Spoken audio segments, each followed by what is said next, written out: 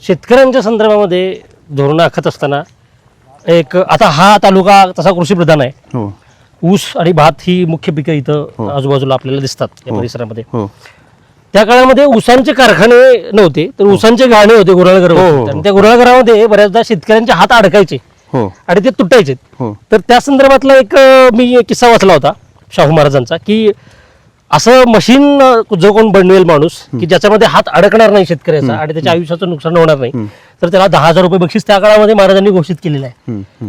राज्यकर्ता म्हणून किती मोठं व्हिजन महाराजांचं आहे की प्रजेकडे ते लहान बाळाप्रमाणे बघतायत आणि आईप्रमाणे त्याची काळजी घेत हो, आहेत, हो. असा कित्येक ठिकाणी उल्लेख आहे. हो आणि म्हणूनच कदाचित महाराजांना राजऋषी हा हो, किताब हो, मिळालेला आहे जो हो, कुणालाही हो, मिळालेला मिळालेलं नाहीये, नाही, कुणाला मिळालेलं कुठल्याही राजाला मिळालेला नाहीये.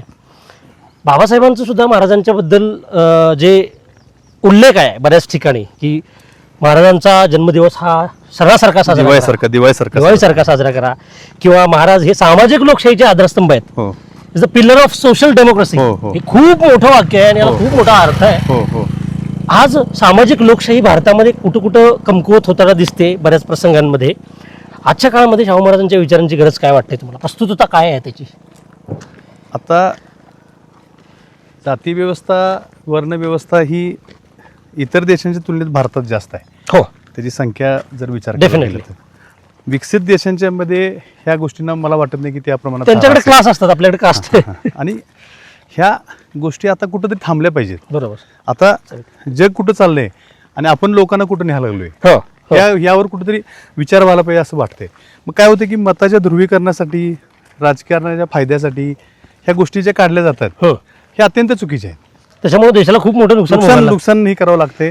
आपण जातीभेदावर धर्मावर आधीच राजकारण करायला गेलो हो. तर देशाची प्रगती ही कुठेतरी थांबणार आहे ह्या दृष्टीने. बरोबर.